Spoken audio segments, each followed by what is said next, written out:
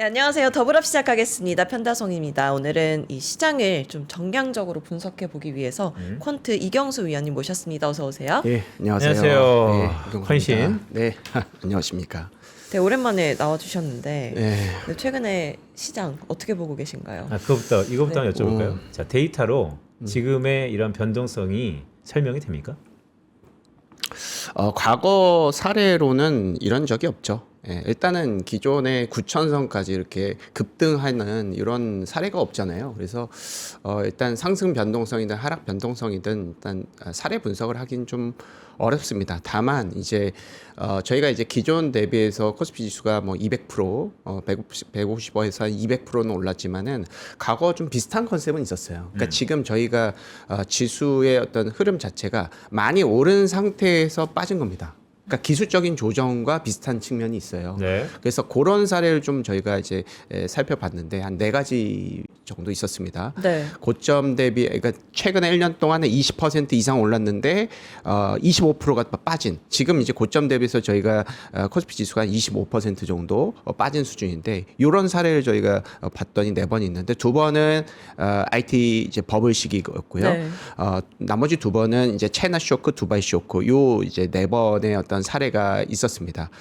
근데 요 4번 가운데에서 2번 같은 경우 IT 버블 쪽은 25%를 찍고 추가적으로 1년 동안 더 떨어졌어요. 뭐 20%, 10%에서 20%를 꾸준하게 빠졌습니다. 그래서 요 2가지 케이스하고 차이나 쇼크, 두바이 쇼크 같은 경우에는 2번 케이스는 이제 추가적으로 꾸준하게 반등을 했습니다. 추세적으로.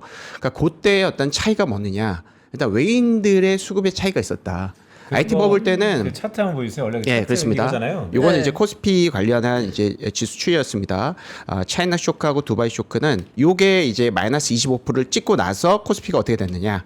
요게 이제 올라가는 트렌드, IT 버블 때는 이제 떨어지는 트렌드 이렇게 1년 동안 이렇게 되어 있고요. 아까 말씀하셨던 4번의 큰 쇼크. 그렇습니다. 그거를 요- 인덱스화 시킨 거죠? 예, 이어서 좀 보겠습니다. 그래프를 보시면 이 차이나 쇼크, 두바이 쇼크 시기에는 외인들이 샀습니다. 그렇지만 IT 버블 시기에는 외인들이 이제 매도를 보이면서 주가가 좋지가 않았어요. 네. 그러니까 이를테면 이제 저희가 이제 지금 이제 개인들이 저는 다쳤다고 생각을 합니다. 예, 많이 이제 급락을 했기 때문에 마음의 상처든 뭐 계좌의 상처든 뭐 여러 가지 스트레스를 많이 받으셨을 거예요. 그래서 기본적으로 이렇게 떨어지게 되면 개인들 같은 경우에는 사실 힘이 없어집니다. 도표 3번 보시다시피 개인들은 IT 버블이든 뭐 반등에 성공했던 차이나 쇼크, 두바이 쇼크든 모두 다 이제 매도세 일관이에요. 아하. 이제 외인들 같은 경우에는 근데 이제 많이 빠졌잖아요. 많이 빠졌기 때문에 별 생각 없이 오히려 리밸런싱을 진행을 했었다. 그래서 최근에 오늘은 이제 외인들이 매도를 했기 때문에 사실은 기술적인 반등의 어떤 그 요건은 충족하지 않습니다. 네. 근데 외인들이 이렇게 매수를 하고 개인들이 매도하는 이런 구도에서는 반등의 패턴이 상당히 좀 명확한 시그널이 된다라고 생각을 하고 있습니다. 그래서 일단은 지금 오늘 같은 경우에는 일단은 외인들이 매도한다라는 측면에서 단기적으로는 좀 부담이다. 그렇지만 외인들이 지난주 최근에 일주일이라든지 2주일 동안 매수 리밸런싱을 많이 보여줬고 개인들은 이제 흐름대로 본전 매도 일단 본전에 가까울수록 매도를 하는 그런 트렌드가 지켜지는 가운데에서는 기본적으로 저희가 이제 25% 떨어져서 어떻게 레버리지 기준으로 보면 마이너스 50%까지도 지금 이제 개인들의 어떤 손실은 있었을 것이다 이렇게 생각을 합니다. 그런 측면에서 일단 그런 이제 외인들의 어떤 매수세가 어떤 시장의 어떤 바닥을 일단 잡아줬다라는 측면으로 좀 이해를 해야 될 것 같고요. 오늘 같은 경우는 좀 부담스럽네요. 외인들이 네, 오늘은 외인이 환율도 팔고 있는데. 계속해서 1,500원대 미만으로 이제 있는 상태에서 외인들이 좀 매도를 했다라는 것은 네. 전일 이제 뭐 금리도 올라갔고 유가도 이제 많이 급등을 했습니다. 그리고 소프트웨어 진영은 사실은 하드웨어의 어떤 소위 얘기해서 어떤 근원입니다. 어떤 그 우리 창고 캐펙스를 투자하면 우리한테 돈을 주는 거죠. 반도체한테. 그런 측면에서 캐펙스 측면에서 잉여 현금 흐름이 마이너스로 됐는데 금리까지 올랐어요. 그러면 캐펙스 투자에 대한 정당성을 얻기 어렵고 조금 비용 측면에서 좀 부담이 부각이 되는 시점에서 외인들의 일시적인 매도라고 생각을 합니다.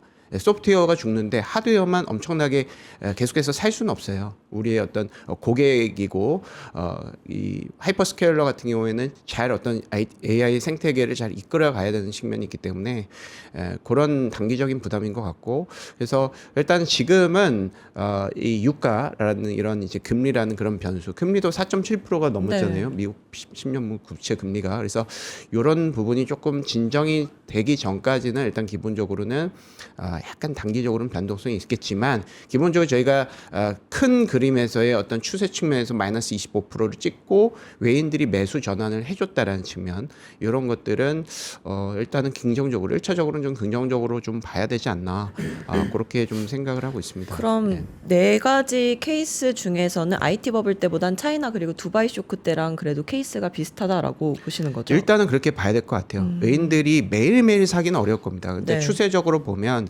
25% 찍고, 그러니까 지지난주부터 매수세를 계속해서 꾸준하게 보이는 그런 트렌드 하에서는 기술적인 어떤 반등의 어떤 가정으로 봤을 때는 이게 의미가 있는 반등이다라고 평가를 하는 게 맞는 것 같고요. 만약에 이제 다음 주까지도 계속해서 유가가 급등을 하고 외인들이 매도를 한다라고 하면 사실 또 하방도 열어놔야 되겠죠. 외인들이 매도를 하는 상황에서는 사실 저희가 수급적으로 기대할 수 있는 쪽이 없어요. 개인들 투자 같은 경우 물론 이제 뭐 주식으로의 어떤 머니 무브, 부동산에 대한 규제 이런 것들이 이루어져서 추세적으로는 주식에 대한 머니 무브가 일어나겠지만, 일단 4, 5월 달, 6월 달까지 개인들의 수급에 대해서는 본전 원본을 지금 이제 약간 마이너스로 이제 전환이 되어 있는 측면이 있기 때문에 네. 기존의 수급 자체도 많이 이제 좋지 않은 상황이다라는 측면으로 봤을 때는 좀 시간이 필요하다고 보고 있습니다. 개인들 같은 경우는 계속 본전 매도를 할 수밖에 없는 상황이라고 저는 평가를 하고 있고, 연기금 같은 경우에는 일단 기본적으로 지금 매도 리밸런싱은 이제 지금 단어 키워드에서 없어져야 되는 거죠. 주가가 많이 빠졌기 때문에 지금 주식에 대한 비중 자체가 26% 미만으로 떨어져 있는 상태일 겁니다. 그러면 외인 연기금 같은 경우는 매수 혹은 매도를 굳이 할 필요도 없는 상황으로 떨어졌다는 측면. 외인들 같은 경우에는 비중 자체가 좀 많이 떨어졌다고 좀 판단을 해요. 지금 이 MSCI 이머징 기준으로 봤을 땐 지금 한국의 그 벤치마크 21%인데 지금 한 16%에서 16%까지 많이 이제 언더웨이트 되어 있습니다. 그래서 이 부분들을 추세적으로 단기적인 어떤 변동성을 조금 이제 이걸 저울질하면서 계속해서 국내 증시를 좀 매수를 하지 않을까. 일단은 저는 그렇게 생각을 하고 있기 때문에 일단은 뭐 조심스럽지만 외인들이 흐름이 상당히 중요하다. 지금은 기술적인 반등의 구간으로 봐야 되기 때문에 외인들의 흐름의 방향성을 단기적으로도 조금 우리가 명확하게 봐야 되고, 오늘도 외인들이 만약에 과도하게 판다. 이를테면 기존에 저희가 많이 사기에는 한 3조, 4조까지도 외인들이 계속해서 하루에 이제 순매수를 했고, 적게 사면 1, 2조를 매수를 했잖아요. 근데 오늘 하루에 만약에 뭐 5조, 6조를 강력하게 좀 판다라고 하면 다른 이제 사이클 이 시작이 될 수가 있기 때문에 그거는 저희가 좀 주의를 해야 될 것 같고, 그 안에서 이 유가가 급등했던 부분에 대한 리스크 회피 차원에서의 매도다라고 그렇게 저는 생각을 하는데, 그런 측면에서 2, 3조, 1, 2조, 2, 3조 요 정도까지 1조에서 3조까지의 어떤 매도에 그친다면 사실은 이 기술적인 반등의 어떤 그 안에서의 저점 매수가 조금 나은 판단이 아니겠느냐, 이렇게 저는 생각을 하고 있습니다. 네, 오늘 같은 경우는 시정학적 리스크 때문에 이런 하락장이 나타난 이유가 크지 않나요? 그렇죠. 그쵸. 그게 일단은 큰 것 같아요. 예. 일단 뭐 이렇게 소프트웨어 측면, 그리고 전일 이제 나스닥 지수가 2%가 네. 이제 떨어지는 상태에서는 기본적으로 뭐 하드웨어만 살 수는 없겠죠. 근데 저희가 이제 약간 좀 복기를 해보면, 저희가 이제 유가가 올라가고 이제 금리 상승에 대한 어떤 그런 부담감이 있을 때 소프트웨어 같은 경우에는 약간 좀 이제 언더퍼폼이 되고, 하드웨어 뭐 반도체 진영이라든지 엔비디아라든지 이런 조금 아웃퍼폼을 많이 했습니다. 소프트웨어에 비해서는. 그것이 어떻게 보면 금리가 올라갔다라는 부분에 있어서 캐펙스 투자에 대한 어떤 부담감, 그러니까 AI 생태계는 죽지 않는다. 그 안에서 어떤 이런 이제 퀄리티 부분에서 금리가 높은 고금리에 대한 어떤 그 스트레스가 좀 덜 받는 부분은, 지금 현금 흐름이 계속해서 좋은 쪽은 하드웨어라는 그런 기대감 때문에 저희가 소프트웨어의 어떤 그 상승세를 좀 조금 둔화시킨다는 측면에서의 상대적인 어떤 수혜를 받았다고 저는 생각을 해요. 네. 그런 측면에서 지금도 이 지정학적인 리스크가 뭐 내일 뭐 끝내고 다음 주에 끝나고 이렇게 진행이 되기보다는 기본적으로 이 중간 선거에 대한 어떤 그 부담감 때문에 트럼프가 계속 연기를 시키는 그런 과정에서 계속해서 그 지정학적 리스크를 자극시킨다라는 그런 이제 부담감도 있습니다. 그렇게 된다면 이 지정학적인 센티먼트가 안정이 되고 유가도 어느 정도 80달러에서 90달러 안정적인 그 범위로 변동성이 완화된다라고 했을 때 그런 측면에서 소프트웨어보다는 하드웨어 쪽이 조금 더 유리할 수가 있다. 만약에 근데 과거에서는 이런 현상이 일어나진 않았지만 만약에 금리가 급등을 해서 AI 생태계를 다 버린다. 아니면 이렇게 해가지고 디펜시브 컨셉인 유틸리티라든지 뭐 에너지라든지 뭐 이런 쪽으로 완전히 전통적인 디펜시브 영역 다우 존스라든지 S&P 500이 나스닥 대비해서 완전히 아웃퍼폼하는 그런 컨셉으로 한다면 사실 저희 하드웨어 입장에서도 좀 할 말은 없겠지만 그렇지는 않을 거라고 좀 생각을 하고 있어요. 그런 사례는 거의 없었거든요. 지금 AI 생태계를 없애면서 트럼프의 어떤 중간 선거만을 위해서 이 지정학적 리스크를 계속 야기시키면서 물가를 급등시킨다라는 그런 시나리오를 예상하기는 좀 어렵습니다. 그래서 그렇지 않는다라고 하면 오히려 소프트웨어 쪽보다는 하드웨어가 좀 유리한 국면이 저는 좀 이어지지 않을까. 그러니까 올해 내내 사실은 이 소프트웨어의 어떤 그 보온을 받고 있는 것 같아요. 하드웨어가 그들은 이제 캐펙스 투자, 그들만의 어떤 경쟁 때문에 돈을 많이 쓰고 그 안에서 가장 기술력 측면에서 핵심이라고 볼 수 있는 여러 가지 그 데이터 센터라든지 AI 생태계에서 수혜를 받는 수요가 많은 쪽은 많겠지만 가장 기술 집약적이고 가장 기술력이 필요한 이 반도체 부분에 계속해서 좀 수혜가 있지 않을까라는 생각이 일단 저는 기본적인 생각입니다. 네. 말씀을 쭉 들어보니까 결국 뭐 소프트웨어와 하드웨어의 그 진입 장벽의 차이에 따라서 주가가 좀 반응한다라는 생각도 드는데 소프트웨어 그러면 아무래도 미국의 빅텍을 얘기해야 되니까 미국의 빅텍이 이제 실적 발표를 하나씩 하고 있잖아요. 우리에게는 좋은 소식도 있고 그들에게는 안 좋은 소식도 있고 결과적으로 여전히 이제 빚투인데 빚내서 투자하고 있지 않습니까? 그들의 올해와 내년도의 캐펙스 투자의 추이는 어떻습니까? 캐펙스 투자에 대한 전망치는 엄청나게 올라가고 있어요. 그러니까 뭐 메타 같은 경우도 뭐 캐펙스 투자를 좀 줄인다라는 그런 이제 의혹이 있었는데 그 당시에도 컨센서스는 계속 올해라든지 내년 올라가고 있거든요. 근데 전일 이제 알파벳 실적에서도 볼다시피 지금 컨센서스가 더 올라가게 생겼습니다. 구글만 하더라도 이제 올해만 하더라도 뭐 2천억 달러 뭐 이 정도 이제 캐펙스 투자하고 내년에는 3천억 달러 이렇게 얘기를 하고 있어요. 그러면 요것만 가정을 하더라도 내년에 일단은 1조 달러 이상의 캐펙스를 투자한다라는 그런 가정을 좀 가지고 있습니다. 그렇게 네. 되면 기본적으로 반도체에 돈을 쓰는 그런 금액 자체를 많이 이렇게 확보를 해놓은 측면이 있는 것 같아요. 그래서 캐펙스의 전망치가 올라간다는 측면도 있고 순익 전망치도 올라가고 있습니다. 그래서 이 저희가 차트를 좀 한번 보시면 순이익 전망치가 올라갑니까? 순익 전망치 올라갑니다. 아하. 네. 일단은 순익 전망치도 올라가고 물론 캐펙스 전망치가 급등을 하는데 순익 전망치는 좀 덜 올라가요. 그래서 요거가 이렇게 부각이 되면서 이제 캐시플로우는 조금 마이너스가 된다라는 부담감이 이 있고 도표 7번 8번이죠? 예, 여기서 이제 급등을 하는 금리가 급등하기 때문에 또 부담이 되는 측면이 분명히 있을 겁니다. 그래서 잠시만 이거는 피디님 네, 도표 이거 7번 그래프를 8번을 보면서 해야 될 것 이렇게 봐야 될것 같은데 같은데. 이거 좀 오류가 있는 것 같은데요. 예, 네. 어쨌든 이런 측면이 좀 부각이 되고 있다는 측면을 저희가 좀 봐야 될 것 같고요. 만약에 우리가 빅테크 기업들이 이 현금 그러니까 순이익 전망치가 떨어진다라고 하면 이 캐펙스 전망치가 올라간다라는 것이 뭐 큰 의미가 없을 겁니다. 근데 일단은 지금 순이익을 좀 벌고 있으면서 캐펙스를 좀 증가시킨다라는 것은 네. 이 그래프 보시겠습니다. 지금 뭐 전일 기준으로 저희가 업데이트를 했고요. 미국 빅테크 기업들 엔비디아부터 해가지고 오라클까지 이 기업들의 순익 전망치와 캐펙스 전망치 올해 그리고 내년입니다.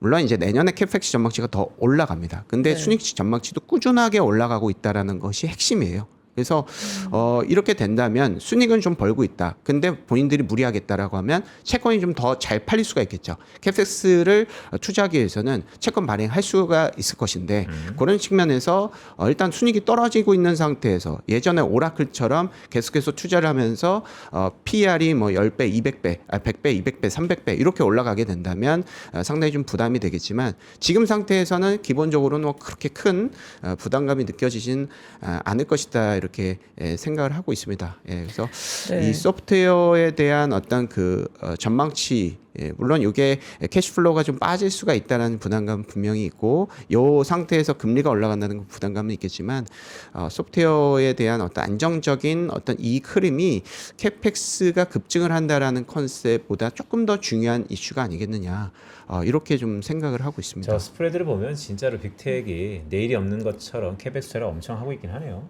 그렇죠? 맞습니다. 캐시플로우가 이제 마이너스도 된다는 전망을 밟고서라도 계속해서 캐펙스 투자를 하고 있으니 저것이 과거에 우리가 뭐 큰 IT 혁명이라든지 그 이전의 혁명에서도 좀처럼 보기 어려운 그런 행태라는 것이죠. 그래서 일단은 저는 이제 뭐 IT 버블 때까지는 가기가 어렵다라고 생각이 드는 게 일단 저희가 그때를 한번 경험을 했고 물론 이제 투자자분 개인 투자는 마찬가지겠지만 미국 투자자까지 이런 IT 버블에 대해서 경계를 하고 있을 거예요. 그러니까 그때 당시에 오라클이 죄송합니다. 시스코가 200배, 300배를 받았다라는 것이 지금 주가로 반영이 된 거예요. 그러니까 쇼크 측면에서의 그런 것들을 우리가 리스크 관리를 하기 때문에 그런 이제 쇼크에 대한 부담감을 서서히 좀 이제 부각시키고 있고 그렇기 때문에 지금 빅테크의 어떤 그 평균 밸류에이션 PR이 1년 선행 기준으로 봤을 때 많게는 40배까지 올라갔다가 지금 20배 중반까지 떨어졌어요. 그러니까 그런 식으로 안정적으로 미국 투자자들은 이렇게 리스크 관리를 한다라고 좀 보시면 될 것 같고 그런 네. 측면에서 과거에 일어났던 IT 버블 그런 컨셉이 주가로 그때 당시와 같이 반영이 되기 상당히 어렵다. 이거는 미국 투자자들이 다 리스크 관리를 통해서 지금 이제 빅테크, 미국 빅테크에 대한 어떤 블레이시에 다 반영이 되는 측면, 리스크 관리 측면에서의 약간 우리 변동성을 야기시키는 것이고 그런 측면에서 봤을 때는 조금 더 그때 당시와 와는 좀 다르게 안정적으로 AI 생태계에 대한 주가 흐름이 이어질 가능성이 높다. 이렇게 저는 생각을 하고 있습니다. 네. 그럼 시장에서 많은 우려가 있는 AI 거품론에 대해서는 거품이 아니다라고 보시는 그렇죠. 거죠? 밸류에이션이 이미 다 지켜지고 있는 거예요. 네. 지금 밸류에이션 자체가 미국 자체도 20배 초반까지 떨어졌고요. 그래서 그때 당시에 뭐 시스코가 이 IT 버블 때 200배, 300배 요게 어떻게 보면 IT 버블의 핵심적인 쇼크 우려였고 돈을 못 벌고 밸류에이션이 그렇죠. 커지는. 그때 당시 물론 이제 금리도 올랐습니다. 금리도 올랐는데 그때 또 연준의 흐름이 조금 다를 수가 있는 게 빈센트 민도 잘 아시겠지만 그때 당시는 연준이 상당히 독립성이 좀 있었습니다. 지금에 비해서.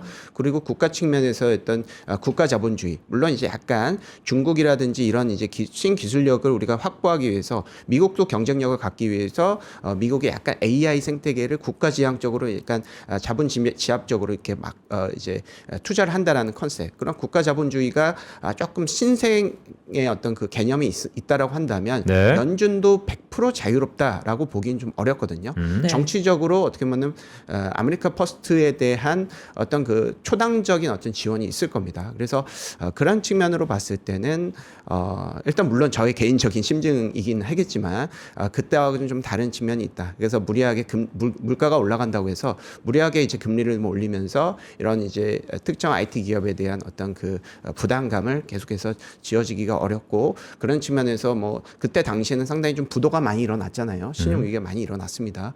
그런 측면에 대한 리스크 관리 역시도 연준이라든지 미국 정부에서는 충분히 과거 학습을 통해서 통한 뭐 혹은 AI를 통해서 다 리스크 관리를 하고 있는 상황이기 때문에 저는 그 정도의 어떤 쇼크가 일어나기는 어려울 거라고 좀 생각을 하고 있고 다만 한국 같은 경우에는 지금 이제 레버리지 ETF에 대한 여러 가지 정부의 정책이 좀 나오고 있고 그리고 개인들이 ETF에 대한 레버리지가 어느 정도 학습이 된 것 같습니다. 이것이 델타 핵지, 뭐 감마 핵지를 통해서 장후반에 빨아졌을 때 우리의 돈을 가지고 숏을 할 수가 있구나라는 식으로 어느 정도 학습이 되다 보니까 지금 보면 이제 오른쪽 도표 6번 보시다시피 네. 단일 종목 ETF의 순선 설정액 추이가 좀 빠지고 있습니다. 이것은 잠재적인 어떤 변동성이 완화될 수 있다라는 여지로 우리가 해석을 할 수 있는 부분이에요.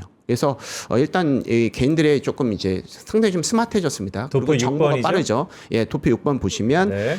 일단 순 설정 추이가 거의 이제 처음으로 이제 마이너스가 됐고요. 거의 이제 하루 동안 전전일 이제 이틀 전이죠. 거의 네. 이제 2천억에서 3천억 정도까지 순 유출을 보였습니다. 요것이 상당히 저는 긍정적으로 보고 있어요. 그리고 오히려 이제 본주를 사야지 기본적으로 이 시장을 방어할 수 있는 그런 역할을 할 수가 있습니다. 그래서 저는 뭐 레버리지 ETF에 대한 어떤 어떤 그 컨셉에 대한 네. 어떤 중립입니다. 이게 네. 좋다 나쁘다를 떠나서 이거를 활용할 수 있는 분들은 활용하면 되는 거고 그렇지 않으면 안 하는 건데 좀 전에 말씀드렸다시피 만약에 이 오전장에 막 올라가고 있다가 장 후반에 계속 빠진다. 그리고 이렇게 된다라고 하면 그렇게 빠지는 그런 컨셉은 어떻게 보면 특정 외인들이라든지 사모펀드가 이거를 공격을 하는 걸 수도 있거든요. 전 의욕적인 부분을 좀 가지고 있어요. 그렇게 아하. 되면 레버리지 ETF가 소위 얘기해서 로스컷이 되는 거고 기관 투자자들 같은 경우도 이것이 로스컷이 될 수가 있습니다. 이 시스템을 악용하는 어떠한 세력이 있을 수가 있어요. 그래서 그런 부분에 대한 우리가 피해를 덜 받는다라고 가정을 한다라고 했을 때는 네. 우리가 이제 단일 종목 ETF를 활용해서 우리가 뭐 수익을 얻는 것보다는 좀 본주라든지 뭐 본주에 예를 들어서 레버리지보다는 본주 신용이 낮습니다. 예. 지금 변동성이 ETF에 대해서 변동성이 좀 완화된다는 가정으로 봤을 때는 그런 측면에서 봤을 때는 좀 향후 저희가 이제 기존에 우리가 9천에서 6천까지 떨어졌었던 그런 변동성은 어느 정도 완화될 수가 있다라고 좀 판단을 하고 있는 부분이 있습니다. 이경수 의원 뭐 저희 오래 봤으니까 오늘 같은 날 힘들죠. 왜냐하면 그렇죠. 어쨌든 떨어지면 대부분 되게 날카로워지고 또한 저희 애널리스트들이 주로 하는 일이 이러고 나서 들어가서 이제 대응 자료 쓰잖아요. 그러면 야 도대체 왜 이렇게 떨어지냐? 우리가 다 아는 것 때문에 떨어지는 것이냐? 아니면 그렇지 않느냐? 이런 것을 하나하나 어느 무대에 서서 얘기하는 건 참 용기인 것 같은데 그런 의미에서 오늘도 날이 이렇게 골랐지만 참 감사하다는 말씀 다시 한번 드리고 근데 그게 좀 궁금해요. 아까 전에 이제 신용 있지 않습니까? 맨날 이렇게 하락하면 신용 털렸다, 뭐 등등 반대 매매 있다. 진짜 데이터로 보면 어떻습니까? 얼마나 나왔습니까 지금? 아까 그 그래프 보시다가 이제 왼쪽 그래프를 이제 보셨던 분도 계실 수도 있는데 네. 일단은 이 반대 매매의 어떤 방향성은 신용 융자하고 대주의 변화율 추이로 보면 됩니다. 저게 이제 빠졌다. 저게 이제 급락을 한다라고 하면 요건 반대 매매입니다. 이를테면 6월 10일이라든지 6월 25일이라든지 6월 말 7월 초에 많이 이렇게 나타났었죠. 근데 처음으로 이틀 전에는 이렇게 이제 대주 변화율이 이제 올라왔습니다. 요 얘기는 어떻게 보면 반대 매매는 일단락 됐다라고 아하. 얘기를 할 수도 있는 거예요. 그러니까 그만큼 많이 도표 5번, 6번 빠졌다고 볼 수 있겠네요. 그렇습니다. 그러면서 도표 6번 같은 경우에는 잠재적인 어떤 수급의 어떤 변동성, 지수의 변동성을 야기하는 수급의 변동성이 완화될 수 있다라는 컨셉으로도 이해를 할 수 있습니다. 그래서 이건 어떻게 보면 지수가 급락을 하고 횡보하는 과정에서 필연적으로 나타나는 사실이기는 하지만 기본적으로 이 반대 매매가 지금 엄청나게 많이 일어나고 있다라는 것은 약간 좀 시기가 늦은 얘기가 되는 것이 되는 것이죠. 그래서 신용제라든지 제주 변화율이 일단 좀 안정화되고 있다. 단기적으로 봤을 때는 여기서 추가적으로 우리가 더 밀린다라고 하면 이 반대 매매도 추가적으로 더 일어날 수는 있겠습니다. 그렇지만 일단 이 반대 매매 같은 경우에는 D 플러스 3일까지도 이렇게 나타나는 측면이 있기 때문에 주가의 어떤 그 이동 평균선하고 약간 연관이 있습니다. 그래서 지금 약간 좀 반등을 했고 여기서 추가적으로 뭐 5천선, 4천선으로 또 넘어가지 않는다면 반대 매매는 조금 저희가 제한적이라고 좀 생각을 하고 있고요. 네. 그런 측면에서 저는 일단 개인들 수급에 대한 어떤 이 약간 좀 이제 묶여 있는 얽혀 있는 이런 수급의 실타래가 좀 풀리고 있다라는 것은 아까도 말씀드렸다시피 반대 매매, 그 레버리지 ETF에 대한 수급 이런 것들을 통해서 충분히 좀 이제 풀리고 있다라고 보는 것이 맞지 않을까 이렇게 생각이 듭니다. 얽힌 수급의 실타래 우리 애널리스트가 많이 쓰는 용어 중에 하나잖아요. 그러면 그것은 왜 얽혔냐라고 보면 일단 가파름에 대해서 뭔가 타이밍을 놓쳤으니까 이제 얽혀 있는 건데 그게 풀리려면 우리가 늘상 경험했던 것처럼 기간 조정입니까? 기간 조정이 좀 자연스럽죠. 우리가 기본적으로 이렇게 급등했던 컨셉도 어떻게 보면 우리가 조금 복귀해 볼 필요는 있습니다. 왜냐하면 우리가 길게 투자를 한 게 아니잖아요. 우리가 연기금이나 외인들처럼 길게 투자한 그런 영역이 없습니다. 그러면 이를테면 우리가 이제 하루 동안 코스피가 상승하는 그런 컨셉을 2% 3%까지만 잡는 거예요. 그러니까 거기서 우리 추가적으로 더 돈을 벌려고 들어가는 거 행태 자체가 외인들은 거기서 그리고 연기금도 거기서는 기본적으로 매수할 수 있는 컨셉은 아닌 겁니다. 왜냐하면 그들은 글로벌 자산 배분을 하는 컨셉이기 때문에 네. 국내 주식은 원 오브 댐이에요. 그렇기 때문에 오히려 그들한테는 기회가 될 수가 있는 겁니다. 그렇기 때문에 국내 주식이 많이 빠졌다. 향후에 대한 어떤 성장성이 있다라고 하면 그때 진입을 하면 되는 거예요. 절대 급하게 하는 측면이 아니고 한 달에 한 번 정도의 예를 들어서 리밸런싱을 통해서 우리가 매매를 한다. 이렇게 한번 생각을 해보는 것도 어떻게 보면 좀 우리가 길게 투자를 하고 뭐 귓동량으로 뭐 예를 들어서 뭐 영업자가 이렇게 투자를 하더라고 한다. 네. 뭐 이렇게 뭐 유튜브에서 급하게 투자를 하라고 한다. 이렇게 우리가 생각을 해서 투자한다라기보다는 우리가 원칙을 세우고 한 달에 한 번씩만 한다. 우리가 올라갔을 때는 이평선을 막 급등하기 시작했을 때 이때는 우리가 가만히 있는다.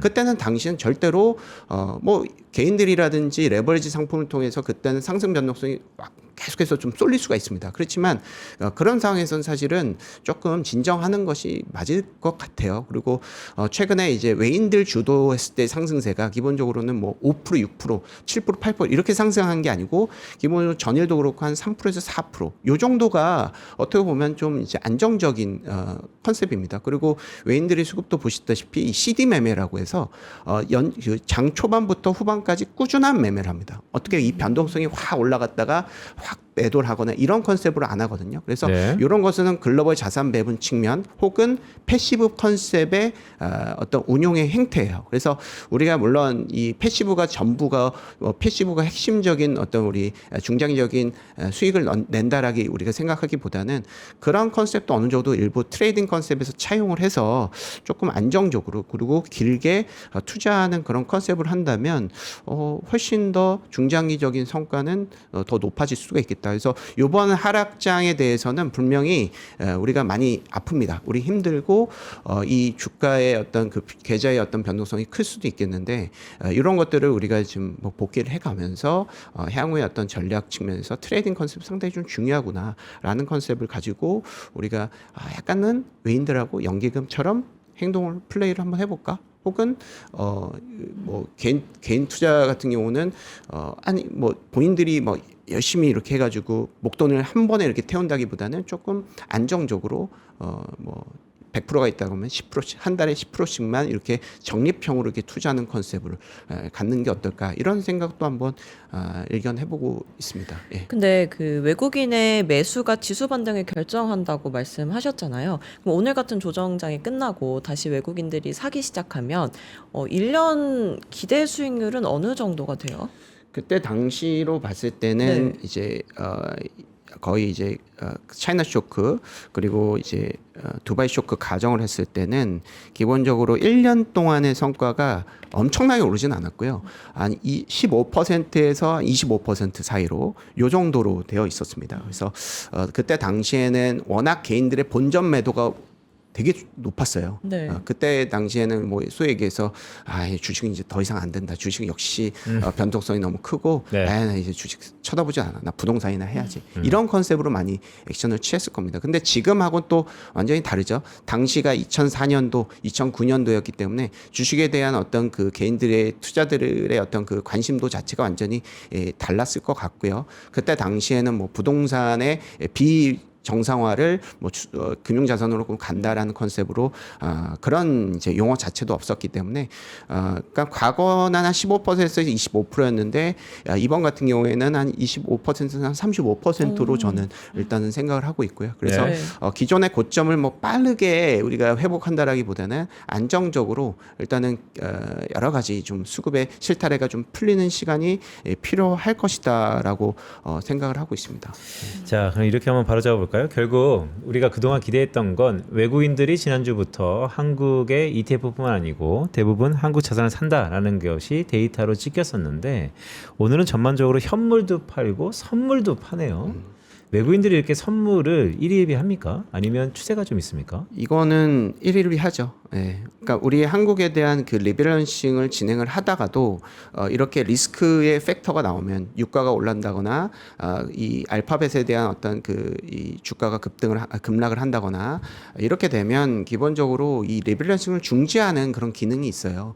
그래서 이것도 어떻게 보면 우리가 일부 차용을 해야 됩니다. 예, 무리하게 물론 이제 이거에 대해서 기회라고 생각해서 저점을 매수하는 컨셉도 있겠지만 더 좋은 기회가 있을 수도 있는 거예요. 그래서 일단은 이런 이제 저는 이제 조심스럽게 외인들의 매매를 좀 따라하면 좋겠다. 지금 기술적인 저희가 이제 지금 상황에서 반등을 한다는 것은 기술적인 반등으로 봐야 돼요. 기술적인 급락, 기술적인 반등. 기술적인 반등은 아까 말씀드렸다시피 외인들이 좌지우지합니다. 네. 여기서 외인들마저도 손을 떼게 되면 수급 주체 중에서 살 수가 있는 쪽은 없습니다. 예, 그런 측면에서 우리가 외인들이 매도에서는 오늘 같은 경우는 사실은 이 추격 매수는 저희가 조금 지양하는 게 조금 맞지 않을까? 조금 더 좋은 기회가 있고 조금 더 중기적 그리고 중장기적인 어떤 그 기회를 탐색하면서 뭐 실적이라든지 이런 것들을 계속 좀 업데이트를 해보는 게 좋을 것 같고 금리가 떨어질 때까지 조금 우리가 기다리는 전략도 어떻게 보면 한편으로는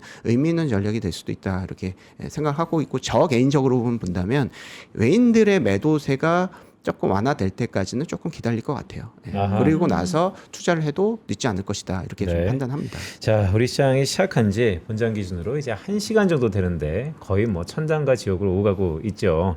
기본적으로 이경수 위원이 말씀하신 것처럼 반등은 보이곤 있으나 그 폭과 시기를 시발점을 찾는다면 오늘은 조금 천천히 만만디 가자 이런 말씀이시죠? 맞습니다. 예. 네, 알겠습니다. 오늘 이경수 위원님과 함께했습니다. 고맙습니다. 네, 감사합니다. 고맙습니다.